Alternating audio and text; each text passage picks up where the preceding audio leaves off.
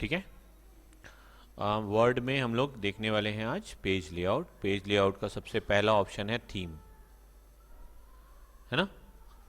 Theme में ये जो थीम है वो तब बदलता है जब आप एक आध कोई फाइल ले लें और उस फाइल का जो कलर है, पेज का जो कलर है वो आप बदल दें।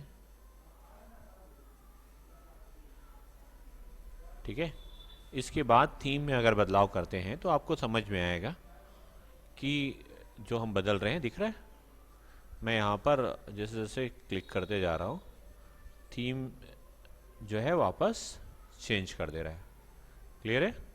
यहाँ पर भी आप इस तरह से कोई फॉन्ट कलर, कोई भी कलर लेना चाह रहे हैं वो कलर लेंगे तो थीम चेंज हो जाएगा। पहले से बनी बनाई थीम है, आपको बस खाली उसे क्लिक करके इम्प्लीमेंट करना रहता है।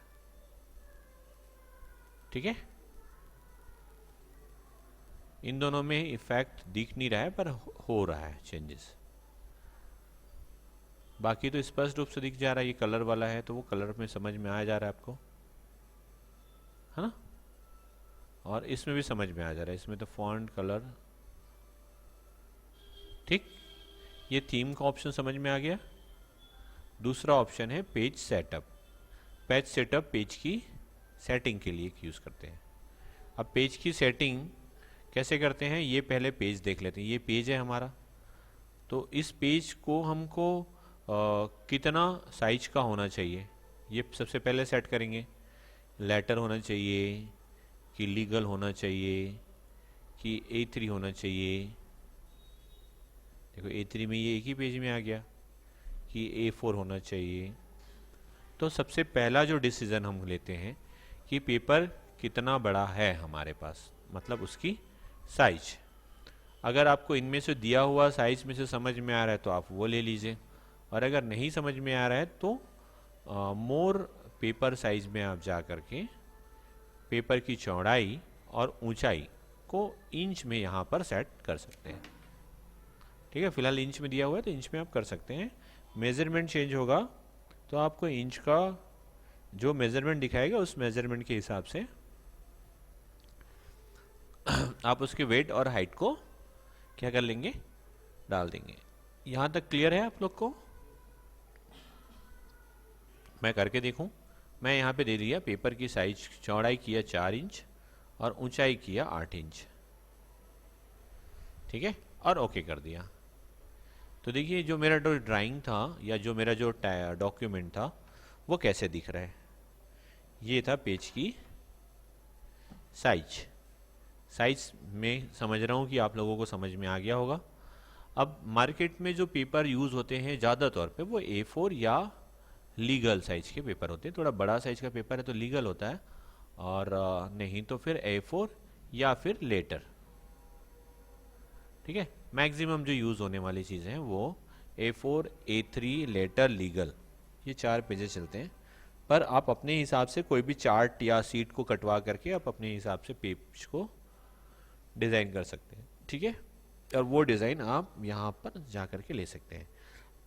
कोई आपसे पूछ दे कि भाई लेटर का जो पेज होता है वो कितना, उसका साइज कैसा होता है, तो आप यहाँ पे उसका डेफिनेशन दिया हुआ है, डिफाइन किया हुआ है कि 8.5 इंच इंटू 11 इंच का है ना। दिख रहा है साइज लेटर की साइज का। लीगल का साइज भी दिख रहा है 8.5 इंटू, है ना, 14 इंच A3 का। तो आप यहाँ से देख करके समझ में आपको आ जाएगा कि कितना साइज का कौन सा पेपर है। अगर आप कोई पेपर रखे हैं हाथ में और आपको उसकी साइज नहीं पता है तो आप उसको नाप लीजिएगा स्केल से, और अगर वो साइज इस साइज में से फिट बैठ रहा है तो आपको समझ में आ जाएगा कि ये वाली साइज का पेपर है। तो बहुत सारे तरीके हैं इसको जानने के। ठीक है। नेक्स्ट ऑप्शन हम आते हैं। हमने अब ये डिसाइड तो कर लिया कि भाई पेपर कौन सा है, हम ले लिया A4 साइज का। ठीक। अब पेपर हमने ले लिया, उसके बाद सेकंड ऑप्शन आता है कि इस पेपर को रखेंगे कैसे, खड़ा रखेंगे या चौड़ा रखेंगे। मैं इस कलर को हटा दे रहा हूँ, नो कलर कर देता हूँ ताकि थोड़ा सा साफ सुथरा दिखे। ठीक है। पेपर हमने ले लिया A4 साइज का। अब हम ओरिएंटेशन में जाते हैं और ये डिसाइड करते हैं कि पेपर को हमें खड़ा ही रखना है या पेपर को हम चौड़ा रखेंगे। फिलहाल जो पेपर था वो खड़ा था, हम इसको चौड़ा कर देते हैं। तो अगर खड़ा करना है तो प्रोटेक्ट में, और अगर चौड़ा में रखना है तो लैंडस्केप में हम पेपर को रख देंगे। क्लियर है? फिर है हमारी साइज, ये साइज हो गया, ओरिएंटेशन हो गया, दोनों हो गया। अब हमने पेपर तो डिसाइड कर लिया, पेपर की साइज भी डिसाइड कर लिया, देन मैटर भी हमने कुछ हद तक ले ली है। इसके बाद मैं क्या करता हूँ कि कुछ और ले लेता हूँ डॉक्यूमेंट।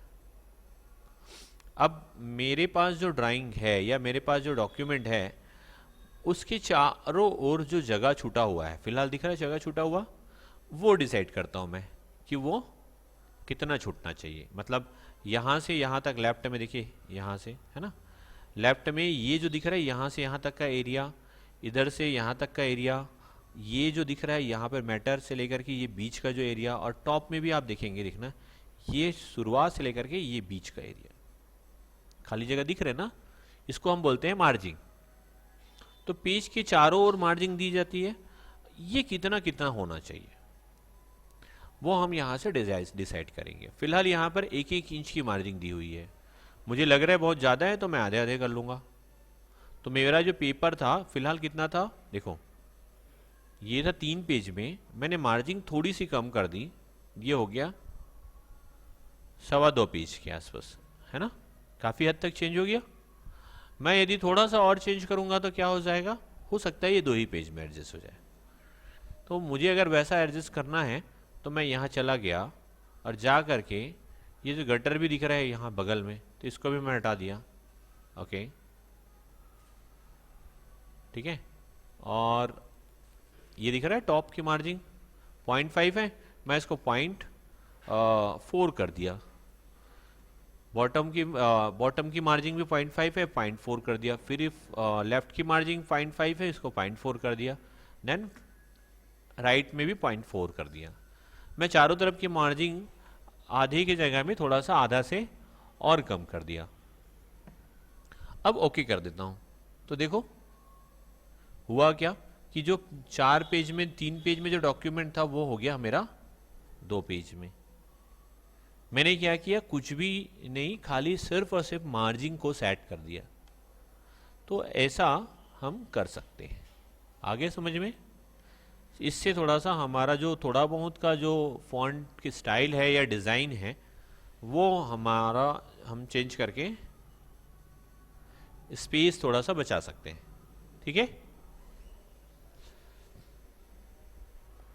आपको लग रहा है कि मान लीजिए हमने इतना कम कर दिया, अब यहाँ पर स्टेपल करेंगे तो जगह जो है बचेगा नहीं, है नहीं, तो आप सिर्फ लेफ्ट की मार्जिन को बढ़ा लो। मैं लेफ्ट की मार्जिन को 1 इंच रख देते हैं, बाकी सब ठीक है, ओके कर देते हैं। देखो ये हो गई 1 इंच की लेफ्ट की मार्जिन, जहाँ पे हमें स्टेपल करना था। मार्जिन अगर आप नहीं बढ़ाना चाहते तो मत बढ़ाइए, कुछ और चीज़ें बढ़ा लेते हैं। जैसे हम बढ़ा लेते हैं गटर को, गटर पोजीशन को। तो हम क्या करते हैं, मार्जिन में जाते हैं और यहाँ पर मार्जिन उतने ही रखते हैं और गटर को हम कर देते हैं 0.4 का। जैसा हमने किया और ओके किया तो देखिए थोड़ा सा मार्जिन उतना ही है, लेकिन जो स्टेपल के लिए जो पोजीशन के लिए जो स्पेस छोड़ते हैं हम लोग गटर के रूप में, वो 0.4 हो गया। मैं 0.6 कर देता हूँ तो ये 1 इंच हो जाएगा टोटल। आ गया? तो हमको समझ में आया मार्जिन क्या होता है। मार्जिन, चारों मार्जिन, उसके अलावा ये गटर और गटर का पोजीशन। अब ये मुझे लेफ्ट की जगह में मुझे टॉप में करना है तो टॉप में भी कर सकता हूँ। जब टॉप में करूँगा तो देखो मैटर चला जाएगा। मैंने 0.6 इंच का जो है ऊपर टॉप में स्पेस ऐड कर दिया, है ना। तो मार्जिन समझ में आ गया। मार्जिन का पोजीशन, हम मार्जिन को कैसे सेट करेंगे ये भी समझ में आ गया। ठीक है, नेक्स्ट ऑप्शन है हमारा कॉलम। ठीक है, कॉलम क्या करता है, हमारे पास अभी फिलहाल ये फोटोज वगैरह हैं, और ये सिंगल कॉलम है, मैं इसको कॉलम में बांट देता हूँ 2 कॉलम में। देखो तो मेरे पास और स्पेस बच गया। देखिए मैटर पहले सिंगल कॉलम में था, अब ये 2 कॉलम में कर दिया, 2 कॉलम में किया तो क्या हुआ, स्पेस थोड़ा सा ज़्यादा बच गया। ठीक है, समझ में आया ना कॉलम कहाँ से बांटा मैंने कंट्रोल ए कर दिया, सेलेक्ट सारे पैराग्राफ को सेलेक्ट कर दिया और यहाँ पर 1 था, ये 1 था ऐसा दिख रहा था, इसको 2 कर दिया तो ये 2 कॉलम में सेट हो गया पूरा मैटर। मैं इसे 3 कर दूंगा तो 3 कॉलम में सेट हो जाएगा। ठीक, कुछ बोलेगे बेटा? क्लियर है यहां तक? तो कॉलम 1, कॉलम 2 एंड कॉलम 3। अब मैं चाहता हूं कि भाई इसमें से जो कुछ कुछ चीजें हैं वो अलग सेक्शन में पहुंच जाए, तो उसके लिए मैं ब्रेक ऑप्शन का यूज करूंगा।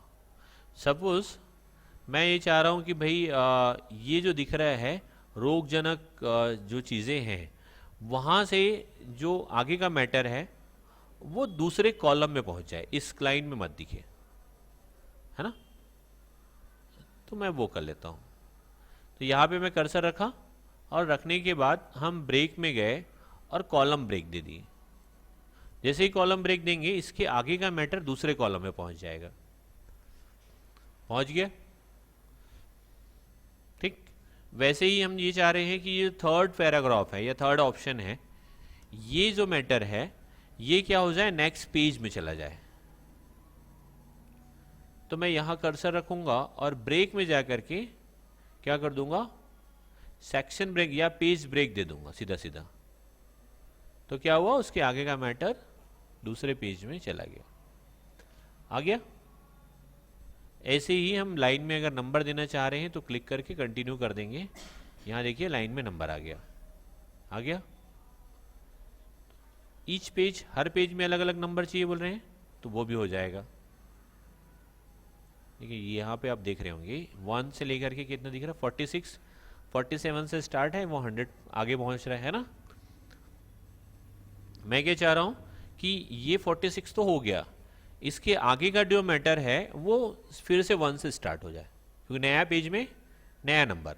तो मैं कर्सर कहीं पे भी रखूं और नंबर, लाइन नंबर में जा करके क्या कर दिया कि रीस्टार्ट ईच पेज।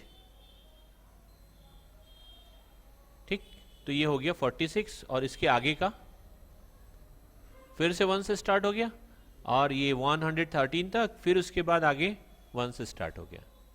तो देखो ये 3 पेजेस हैं और तीनों पेजेस में जो नंबर है वो नया आ रहा है। आ रहा है? यहां तक समझ में आया? इसके बाद आप यहाँ पे हर सेक्शन में अगर आप अलग अलग चाहते हैं, तो अभी हमने फिलहाल सेक्शन ब्रेक नहीं दिया है इसलिए सिंगल आएगा। मैं चाहता हूं कि इसमें एक आध सेक्शन ब्रेक भी दे दे। ठीक है, हम यहाँ कर्सर रख रहे हैं और इसमें ब्रेक में जाकर के हम सेक्शन ब्रेक दे देते हैं। ठीक है, insert a section break and start the new section on the next page. नया पेज से एक नया सेक्शन स्टार्ट हो जाएगा। अब क्या हुआ, सेक्शन ब्रेक दे दिए। अब सेक्शन ब्रेक दिए और मैं चाह रहा हूं कि हर सेक्शन जो है अलग से नंबर में आए। तो यहां पर restart each section, restart each section, तो हर सेक्शन जो है एक नया नंबर से चालू हो जाएगा।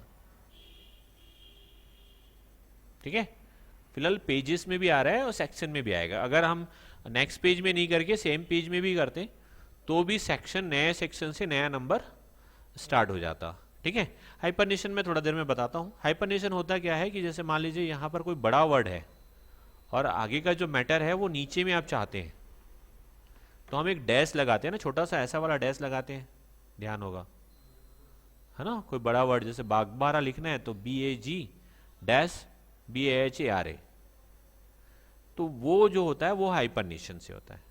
ठीक है, तो आज के लिए इतने ही रखते हैं, पहले इसको रिपीट कर लो उसके बाद फिर नेक्स्ट देखेंगे।